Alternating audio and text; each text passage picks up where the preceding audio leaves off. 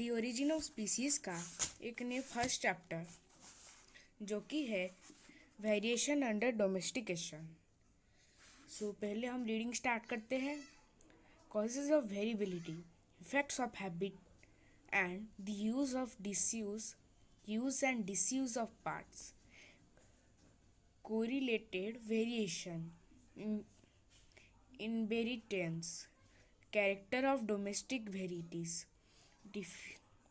difficulty of distinguishing between varieties and species, origin of domestic varieties from one or more species, domestic pigeons, their difference and origin, principles of selection, anciently followed their effects, methodically and unconscious section, unknown origin of our domestic production, synchronous favorable to man's power of selection। तो simply ये यहाँ पर कुछ topics दिए गए हैं जो कि हमारे पूरे चैप्टर में आने वाले हैं। सो अपना पहला टॉपिक स्टार्ट करते हैं, causes of variability. When we compare the individuals of the same variety और sub variety of our older cultivated plants and animals, one of the first point we strike such is that they generally differ from each other than do individual of one species or variety in state of nature। इसमें कहा गया है कि दोनों same variety और sub variety के जो creatures हैं वो हमेशा अलग अलग चेंज, उनमें से हर एक क्रिएचर दूसरे स्पीसीज से बहुत चेंज होता रहता है, मतलब अलग होता है।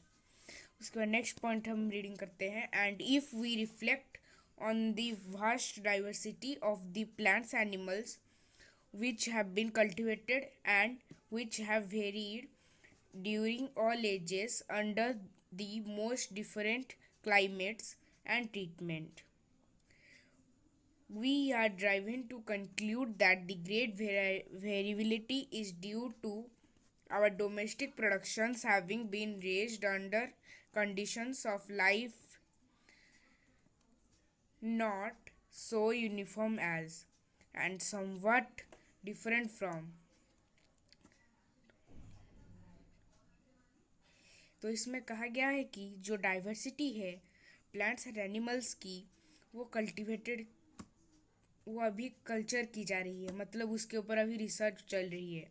एंड जो भी इतने एजेस से जो भी डिफरेंट क्लाइमेट्स और ट्रीटमेंट से उनको गुजारा गया है उससे हमको बहुत सारा ज्ञान मिला है।